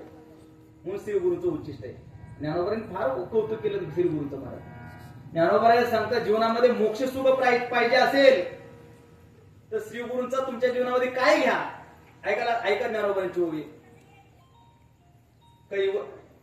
कैवल्य सुखासाठी, कैवल्य म्हणजे मोक्ष, कैवल्य सुखासाठी परमाणु घे किरीटी, उधळती पाया पाटी चालत आहे. ज्ञानोबा सांगतात मोक्ष सुखासाठी किती घ्या जीवनात तुमच्या, परमाणु संतांच्या पायाचा कण घ्या. कोणता कण? उधळती पाया पाटी चालत आहे. ज्ञानोबा सांगतात श्री गुरु संत पुढे चालत असताना पाठीमाग उधळलेल्या ज्या धुळीचा कण जीवनामध्ये प्राप्त झाला तर त्या धुळीच्या कणानं मोक्ष सुख तुमच्या जीवनात प्राप्त होते. इतका मोठा श्री गुरूंचा जीवनामध्ये अधिकारी लक्ष दिलं. म्हणून त्यांचं ज्ञानाचं उच्चिष्ट असेल, प्रसादाचं उच्चिष्ट असेल आणि ती सेवा आपल्याला घडली पाहिजे श्री गुरूंची. बरं का, आज तुकोबरांची सेवा आपल्याला घडते गाथ्याच्या पारायणाच्या रूपानं. संतांची सेवा घडली पाहिजे, गुरूंची सेवा घडली पाहिजे. थोडं विषयानंतर कोण बोलतोय बरं का. श्री गुरूंची सेवा ज्ञानोबांनी काय कल्पना केल्यात महाराज. ज्ञानेश्वर महाराजांनी 13व्या अध्यायामध्ये आचार्योपासन या पदावरती व्याख्यान करत असताना श्री गुरूंची सेवा करताना ज्ञानोबा सांगणे श्री गुरूंचं आसन होईल, मी श्री गुरूंचं चंदन होईल, मी श्री गुरूचा सगळा परिवार होईल, श्री गुरूची पत्नी होईल, सगळी कामं करेल मी श्री गुरूची. श्री गुरु ज्या भागात राहत असतील तिकडून वारा जरी आला तर ज्ञानोबा म्हणतात मी त्याला आडवा जाईल आणि वाऱ्याला म्हणून माझ्या घरी विश्रांती करा थोडं. एवढी श्रद्धा ज्ञानोबाची श्री गुरुची. पण ऐका, पुढे एक विषय परवा ज्ञानेश्वर वाचता आला आणि मला फार मनाला एक गुदगुल्या झाल्या. ज्ञानोबा सांगतात मी श्री गुरुची सेवा शरीर आहे तो पण करेल, पण माझं शरीर पडल्यानंतर मी श्री गुरुची सेवा करणार. आता पडल्याच्या नंतर कशी करायची? ज्ञानोबाची कल्पना आहे का? पडल्याच्या नंतर सुद्धा शरीर मी श्री गुरूंची सेवा करेल. कशी करेल? ऐका. हे आपलं शरीर पंचमहाभूताचं आहे. आकाश, वायू, अग्नी, जल आणि पृथ्वी या पंचमहाभूताचे शरीर आहे. जेव्हा हे शरीर पडतं तेव्हा हे पंचमहाभूतामध्ये यातली पंचमहाभूतात विलीन होतात. विलीन होत असताना ज्ञानोबा सांगतात श्री गुरूची सेवा करीन विलीन होऊन. कशी? ऐका. ये शरीरीची माती मिळवीन ती एकशिती, जेत श्री चरण उभे ठाती श्री गुरूंचे. ज्ञानोबा सांगतात या शरीरातलं जेव्हा पडल तेव्हा या शरीरातलं जे पृथ्वी तत्व आहे हे पृथ्वी तत्व तिथं विल्याला घालून कुठं? ज्या जमिनीवरती ज्या मातीवरती श्री गुरूंचे पाय टेकणार असतील ना त्या मातीमध्ये या शरीरातले मातीचं तत्व म्हणजे पृथ्वी तत्व विल्याला घालवील आणि माझ्या श्री गुरूंची सेवा करेल. दुसरं तत्व आहे जलतत्व. या जलतत्वाची मी श्री गुरूंची सेवा कशी करेल? आहे का? ज्ञानेश्वर महाराज सांगतात की माझा श्री गुरु कौतुके 5 वेळा खर्च केल्याच्या का त्याच्यामुळे. माझा श्री गुरु कौतुके स्पर्शी जती जे उदके तेत लयानीन निके आपी आप. माझे श्री गुरु कौतुकानं ज्या पाण्याला स्पर्श करणार असतील ना त्या पाण्यामध्ये माझ्या शरीरातलं जलतत्व विल्याला घालवीन आणि माझ्या श्री गुरूंची मी सेवा करेन. जलतत्व. तिसरं तत्व शरीरामध्ये कोणतं तत्व आहे? अग्नितत्व. या अग्नितत्वाने मी माझ्या श्री गुरूची सेवा शरीर पडल्यानंतर सुद्धा करीन. कशी आहे का? श्री गुरु ओवाळी जती की भुवनी जी उजळती त्या दीपाची दीप्ती ठेवीन तेज. ज्ञानोबा सांगतात माझ्या शरीरातलं अग्नितत्व कुठं विल्याला घालवीन माझ्या श्री गुरूची सेवा करेल. श्री गुरु आपल्या घरानंतर आपण ओवाळणी करतो ना आरती. ओवाळणी करत असताना त्या आरतीमध्ये असलेलं जे अग्नितत्व आहे त्या अग्नितत्वामध्ये माझ्या शरीरातलं अग्नितत्व विल्याला घालवीन आणि मी माझ्या श्री गुरूंची सेवा करेन. काय कल्पना शक्ती ज्ञानोबांची. ज्ञानोबा पुढे सांगतात माझ्या शरीरातलं वायू तत्व मी कुठं खर्च करीन आणि मी माझ्या श्री गुरूंची सेवा करेन. का? चवरी हर बिंदना ते तर लयो करीन प्राणा मग अंगाचा ओळंगना होईन मी. श्री गुरूंना वारा घालायला चालू आहे किंवा पंखा लावलाय श्री गुरूंकडे. ज्ञानोबा सांगतात ते पंख्याच्या द्वारा माझ्या श्री गुरूच्या अंगावरती जाणारं जे वायू आहे जो वारा आहे त्या वाऱ्यामध्ये माझ्या शरीरातलं वायू तत्व विल्याला घालवीन आणि श्री गुरूच्या संकळ्या अंगा खांद्यावर मीच खेळून. आता काय कल्पना आहेत महाराज. ठीक आहे. अशी मी श्री गुरूची सेवा करेन. आणि शेवटचं तत्व आकाश तत्व. मी आकाश तत्व मी कसं विल्याला घालून श्री गुरूची सेवा करणार का? ज्ञानोबा सांगतात माझा श्री गुरु परिवारेशी असती जय देशी. माझे श्री गुरु ज्या अवकाशामध्ये ज्या परिसरामध्ये ज्या आकाशामध्ये आपल्या परिवारासहित असतील माझ्या शरीरातलं आकाश तिथं विल्याला घालवीन आणि मी माझ्या श्री गुरूची सेवा करेल. ही सेवा केल्यानंतर मग मात्र श्री गुरूच्या मुखातून आम्हाला ज्ञानाचं उच्चिष्ट मिळत असतं. पण हे ज्ञानाचं उच्चिष्ट मिळण्याकरता येत सेवा हा दारवंटा. सेवा, श्री गुरूंची सेवा आपल्या जीवनातला दारवंट आहे, दरवाजा आहे. आणि मग श्री गुरूंच्या मुखोतून मला ज्ञानाचं उच्चिष्ट मिळत असतं. हे ज्ञानाचं उच्चिष्ट फार श्रेष्ठ असतं महाराज. संतांच्या मुखातून येणारं जे ज्ञान आहे त्या ज्ञानाला अध्यात्म विद्या म्हणतात. त्याच ज्ञानाला भगवान श्रीकृष्णांनी नावं ठेवली. राजविद्या राजगुह्यम पवित्रमिदम उत्तमम. ते राजविद्या आहे, विद्यामध्ये राजा विद्या आहे. राजगुह्य म्हणजे सर्व गुह्यामध्ये राजा गुह्य आहे ते. पवित्रम हे पवित्र आहे. इदम उत्तमम हे सर्वांमध्ये उत्तम ज्ञान आहे. म्हणून या अध्यात्म विद्येला काही दिवसापूर्वी आता वैकुंठ गमन झालं. परमपूज्य वैकुंठ वासी किसन महाराज साखरे ते म्हणायचे हे जे अध्यात्म विद्या आहे या अध्यात्म विद्येला त्यांचा शब्द असायचा ही विद्या मरणमारी विद्या आहे. बाकीच्यांच्या विद्या आमच्या पोट भरणाऱ्या विद्या आहेत, पण आमचं मरण मारणारी विद्या ही संतांच्या मुखातून येणारी अध्यात्म विद्या आहे. ही आम्हाला मिळाली पाहिजे. किती श्रेष्ठ असते विद्या. याच्याशिवाय आमच्या जीवनामध्ये जीवनमुक्त अवस्था प्राप्त होऊ शकत नाही. एक छोटीशी प्रक्रिया सांगता येतात. आमचे गुरुनाम गुरु रंगनाथ महाराज परमनीकर गुरुजी सांगायचे तेच आम्हाला गुरु रे भो सांगायचे सांगता येतात. लक्ष देण्याचा थोडी वेदांताची प्रक्रिया आहे का. पत्रिका वेदांताचे नाव टाकल्यामुळे थोडं सांगितलं पाहिजे. ठीक आहे. आणि तसे तुम्ही सगळेजण चांगले ऐकणार आहेत, कारण का कीर्तनाची यादी बघितल्यानंतरच लक्षात येते की तुम्ही किती चांगले ऐकणार आहेत. हे का नाही. गुरुजी सांगायचे एक प्रक्रिया 3 प्रकारचं दुःख आहे. लक्ष देण्याचा. एक आहे दरिद्रीचं दुःख, दुसरं आहे पापाचं दुःख आणि तिसरं आहे जन्म आणि मरणाचं दुःख. दरिद्रीचं दुःख एका जन्मापुरतं असू शकतं, पापाचं दुःख एका कल्पापर्यंत असू शकतं आणि जन्म आणि मरणाचं दुःख अनंत कल्पापासून आमच्या मागे लागलेलं आहे. म्हणून गुरुजी म्हणायचे दरिद्रीचं दुःख वाईट, त्याही पेक्षा पापाचं दुःख वाईट आणि त्याही पेक्षा जन्म आणि मरणाचं दुःख वाईट. म्हणून माणसानं काय करावं. गुरुजींची भाषा ते म्हणायचे माणसानं दरिद्री घालवावी त्यापेक्षा पाप घालवावं. दरिद्री घालवावी त्यापेक्षा काय घालवावं. पाप घालवावं. माणसं तसं करतात का. काय घालवायचा प्रयत्न करतात. दरिद्री घालवण्याचा प्रयत्न करतात. नवे पाप करून दरिद्री घालवतात. दरिद्री घालवावी त्यापेक्षा पाप घालवावं आणि पाप घालवावं त्यापेक्षा जन्म मरणाच्या दुःखाला कारणीभूत असलेलं आत्मस्वरूपाचं अज्ञान घालवावं. हे 3 दुःख कशाने जातील याच्याकरता 3 प्रकारची संपत्ती सांगितली. एक आहे धन संपत्ती, दुसरी आहे पुण्य संपत्ती आणि तिसरी आहे ज्ञान संपत्ती. कशाने काय होईल लक्ष देण्याचा. धन संपत्तीनं आमची दरिद्री जाईल पण दुःख तसंच राहील. येते का लक्षात. बघा मार्मिका फार पैसा आला फार पैशानं आमची दरिद्री जात असते का दुःख जात असतं. बोला. फक्त दरिद्री गेली दुःख गेलं म्हणतात नाही. कशाचं तरी दुःख शिल्लकच आहे. पैशानं श्रीमंतीनं फक्त दरिद्री जाते दुःख जात नाही. दुसरी संपत्ती पुण्य संपत्ती. या पुण्य संपत्तीनं आमचं पाप जाईल. पाप जाईल म्हणजेच दुःख जाईल. पापाचं फळ दुःख असते. पाप जाईल म्हणजे दुःख जाईल पण लक्ष द्या दुःखाचं बीज शिल्लक राहील. दुःखाचं बीज आहे भेद ज्ञान. हे दुःखाचं बीज आहे. कोणीतरी मारणार आहे कोणीतरी मरणार आहे असा भेद शिल्लक आहे म्हणून दुःख आहे. जेव्हा सगळ्या चराचरात परमात्म्याची अनुभूती येईल तेव्हा कोण मारणार आणि कोणाला मारणार.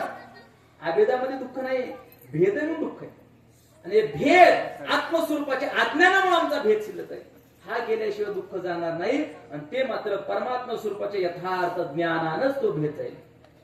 आणि ते ज्ञान श्री गुरूंच्या संतांच्या मुखाशिवाय आपल्याला ज्ञान मिळू शकत नाही. आणि ते ज्ञान मिळालं म्हणजे आमचं जन्म मरणाचं दुःख संपलं. त्याला जीवन मुक्त अवस्था म्हणतात. मुक्त अवस्था किती श्रेष्ठ असते. एक प्रक्रिया सांगतो लक्ष द्या.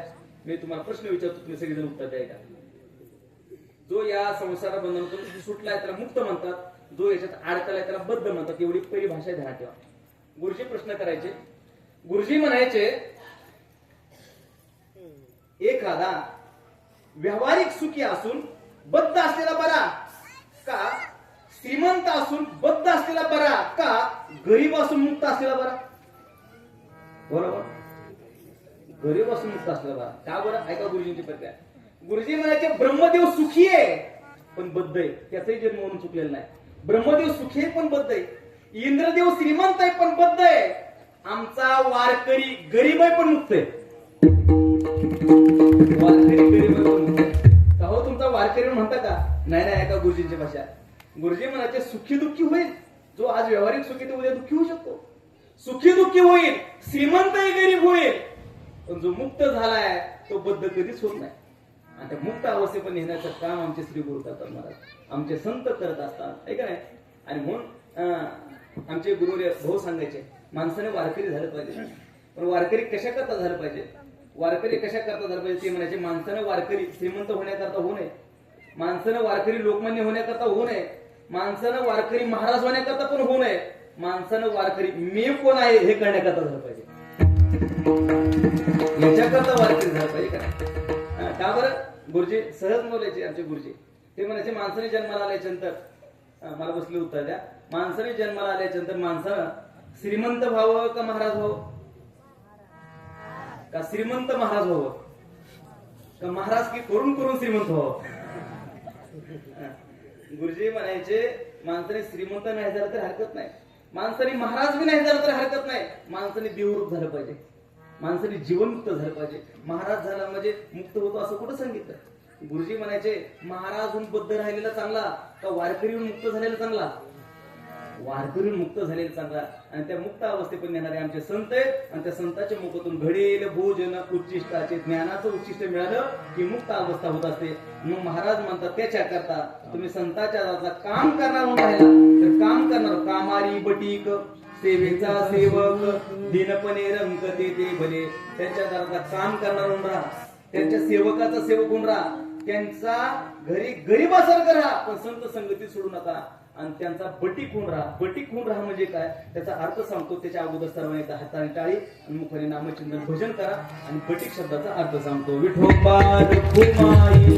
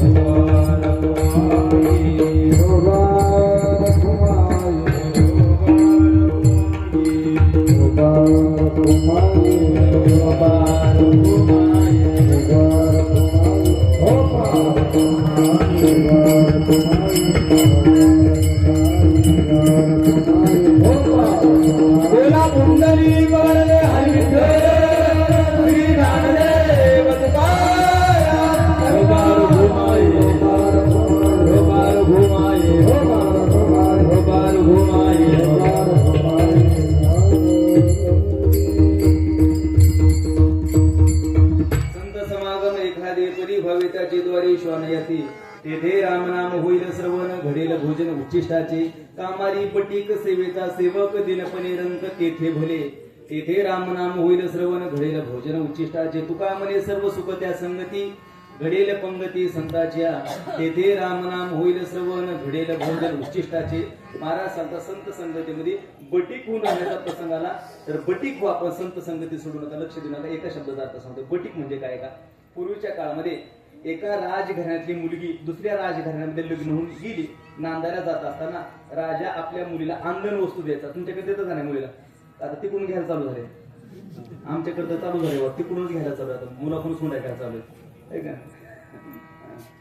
पूर्वीच्या काळामध्ये आहे का अंगण वस्तू द्यायचा. राजा आपल्या मुलीवर अंगण वस्तू देत असताना काही अंगण दाशी पण देत होता. पूर्वीच्या काळामध्ये अंगण दाशी कशा करता आपल्या मुलीला तिकडं सासरवाडीमध्ये तिच्या सासरमध्ये काम करू लागाल.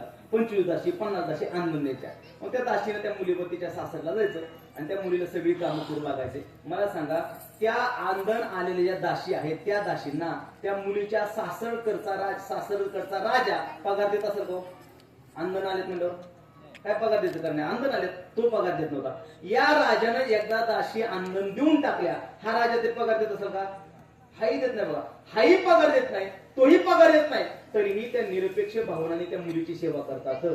कुठल्याच लाभाच्या अपेक्षेनं सेवा करत राहणं याला बटीक म्हणतात. तसं संतांच्या सानिध्यात आम्हाला काहीतरी मिळालं ही मिळायची अपेक्षा सोडून देऊन राहण्याचा प्रसंग आला तर निरपेक्ष संतांची सेवा करा तरी सुद्धा कल्याण झाल्याशिवाय राहणार नाही. याला म्हणतात बटीक होणं, आहे की नाही? मग तशा रीतीने का बरं एक श्लोक आहे परिचरितव्य संतो यद्यपि कथयंती नो सदुपदेशम यास्तेषाम स्वैरकथा तायव भवंती शास्त्राने.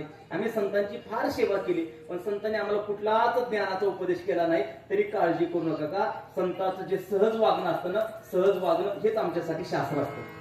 सहज वाचणं हेच शास्त्र असतं, पण ते आम्हाला घेता आलं पाहिजे. बटी कोण राखाय मिळेल ही लाभाची अपेक्षा सोडून देऊ संतांच्या संगतीचा. का बरं? त्याचं कारण तुकोबराय सांगतो. तुका म्हणे सर्व सुख त्या संगती घडेल पंगती संतांच्या. महाराजांनी शेवटच्या त्यांना सांगितलं जगातली सगळीच्या सगळी सुख संतांच्या संगतीत आहेत, आणि ते सगळी सुख तुम्हाला कशी जरी संत संगती घडली तर तुम्हाला ती सुख होतील. कशी संत संगती तर कसं काय सुख होईल? एक छोटस 1 मिनिटाचं उदाहरण सांगतो. कसंही संत संगत घडली तरी कसं काय सुख होतं. एका उदाहरण सांगतो. हनुमंतराय सीता मातेचा शोध घेण्यासाठी लंकेत गेले. लंकेत गेले तर हनुमंतराय असे लपत छपत चालले होते लंकेत. का? सगळी माहिती त्यांना लंकेतली घ्यायची होती. लपत छपत चाललेले असताना एका द्वारावरती एका राक्षसीने हनुमंतरायला पाहिलं, आणि ती राक्षसीने हनुमंतरायला काय म्हणते, काय रे कुठं निघालास असा चोरासारखा? तुला माहित आहे का या लंकेतला चोर म्हणजे माझं खाद्य असतं. कोण म्हटली? राक्षसी. कोणाला म्हटली? हनुमंतराय म्हणले लंकेतला चोर म्हणजे खाद्य असतं माझं. जेव्हा ती तशी म्हणली तेव्हा हनुमंतराय बुद्धिमत्ता वरिष्ठ होते. हनुमंतराय म्हणले तू जर चोराला खात असशील तर तू आधी रावणाला खायला पाहिजे होतं. बरोबर, पहिला चोर कोण आहे? रावणाला खायला पाहिजे होतं. जेव्हा असं ती म्हटले रावणाला खायला पाहिजे हनुमंतराय म्हटले, तेव्हा तिला राग आला आणि तिने हनुमंतराच्या अंगावरती झडप मारली. हनुमंतराच्या अंगावरती झडप मारल्या हनुमंतराय अशी बुक्की केली, जोरात तिच्या तोंडावर मारली. जोरात तोंडावर मारल्या तिने 2-3 पट्ट्या मारल्या. तिचं नाक तुटलं, तोंड फुटलं, तोंडातून रक्त व्हायला लागलं. आता हनुमंतराची बुक्की होती ती, तोंडातून रक्त व्हायला लागलं, पण कशी बशी ती उभा राहिली. पण ऐका, तोंडातून नाकातून रक्त वाहत होतं, पण चेहऱ्यावरती फार आनंद दिसत होता. चेहऱ्यावर काय दिसत होता? आनंद दिसत होता. काय आनंद दिसत होता? तिने एका वाक्यात बोलून दाखवलाय. ती म्हणते तुलयाम लवे नापी न स्वर्गम न पुनर्भवम भगवत संगी संगस्य मर्त्यानाम किमुता आशिषः. ती म्हणते एका पारड्यात स्वर्गातलं सुख, वैकुंठातलं सुख आणि मोक्षाचं सुख एका पारड्यात टाकलं, आणि एका पारड्यात एका क्षणाच्या संत संगतीचं सुख टाकलं तरी सगळीच्या सगळी सुख क्षणभराच्या संत संगतीची बरोबरी करू शकत नाही. आणि ते सुख मला झाले म्हटले. मला सांगा, तिला हनुमंतराच्या संत संगतीचं सुख प्रेमाने झालं का बुक्की मारण्याच्या निमित्तानं? बुक्की मारण्याच्या निमित्तानं संत संग घडला तर तिला ब्रह्मानंदाची प्राप्ती झाली. आमच्यावर जर कृपा केली संतांनी तर आमचं कल्याण होणार नाही का? नक्कीच होईल. म्हणून महाराज सांगतात कशाही रीतीने संत संगती करा, घडेल संगती संतांच्या, ते सुख तुम्हाला झाल्याशिवाय राहणार नाही. आणि हा सत्संग आपला या ठिकाणी 31व्या वर्षातला हा सत्संग चालू आहे. आपली वेळ झालेली आहे आणि 31 वर्षामध्ये आपण या ठिकाणी यावर्षी जगद्गुरु तुकोबराच्या गाथ्याचं पारायण आहे. त्या ठिकाणी भव्य दिव्य स्वरूपाचं या ठिकाणी तुकोबराला 30 शतकोत्तर अमृत महोत्सव तुकोबरायचा आहे. आणि म्हणून गाथा पारायण सर्वजण गावकरी निर्विकर अतिशय आनंदाने या सप्तायज्ञाचा त्या ठिकाणी आनंद घेत आहेत. खरं म्हणजे तुकोबराच्या गाथ्याचं पारायण हा तुकोबराचा सत्संगच आहे. कीर्तनाच्या निमित्तानं अभंगाचं चिंतन हा सत्संगच आहे. हरिपाठ हा सत्संगच आहे. आणि तो आपल्या सगळ्यांच्या परिश्रमाने आपल्या सर्वांच्या त्या ठिकाणी योगदानातून हा घडत आहे. असाच हा घडत राहो ही प्रभूचरणी प्रार्थना करतो. झालेली सेवा भगवान पंढरनाथ चरणी, माऊली ज्ञानोबा चरणी, जगद्गुरु तुकोबरा चरणी, त्याचप्रमाणे गुरुनाम गुरु रंगनाथ महाराज परमळकर गुरुजी यांच्या चरणी, ज्यांच्याकडे माझं वेदांत शास्त्राचा अध्ययन झालं असे श्री हरिभक्तपरायण माझे परमपूज्य श्री गुरु भाऊ म्हणजे श्री गुरु हरिभाऊ महाराज पाटील मुमुक्षु पाठशाह पंढरपूर यांच्या चरणी समर्पित करतो. जे योग्य असेल ते माझ्या गुरुरे भाऊंचं आहे, अयोग्य आहे ते मात्र माझ्या बुद्धीचे दोष आहेत. यदत्र संष्टुम किंचित तद्गुरुरेव मे नहि, यदत्र संष्टुम किंचित तन्मम गुरोर नहि. ज्ञानेश्वर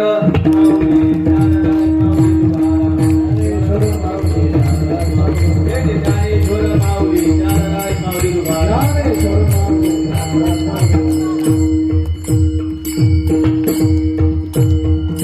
तुकाराम तुकाराम तुकाराम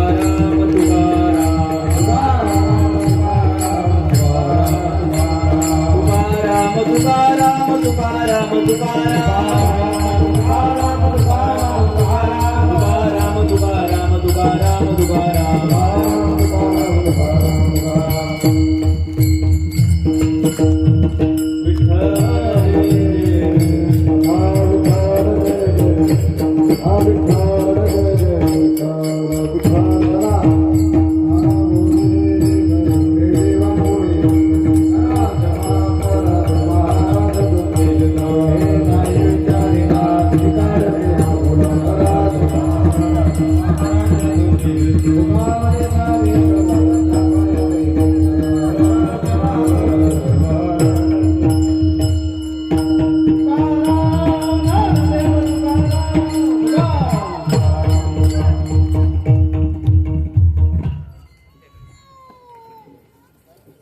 अखंड हरिनाम सप्ताहाच्या आजच्या दुसऱ्या दिवसाची सेवा हरिभक्तपरायण दत्तात्रय महाराज हुके वेदांताचार्य अतिशय उत्तम अशी सेवा या ठिकाणी महाराजांनी दिली. त्यांचं निर्विग्रामस्थ बालेशा भजनी मंडळ माता भगिनीच्या वतीने आभार मानतो, ऋण व्यक्त करतो.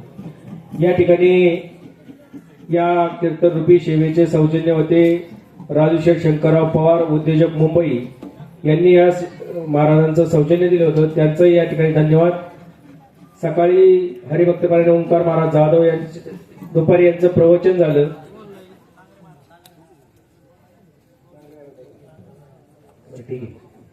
या ठिकाणी महाराजांचा सन्मान होतोय. माननीय राजूशेठ शंकरराव पवार यांना विनंती आहे महाराजांचा सन्मान करायचा.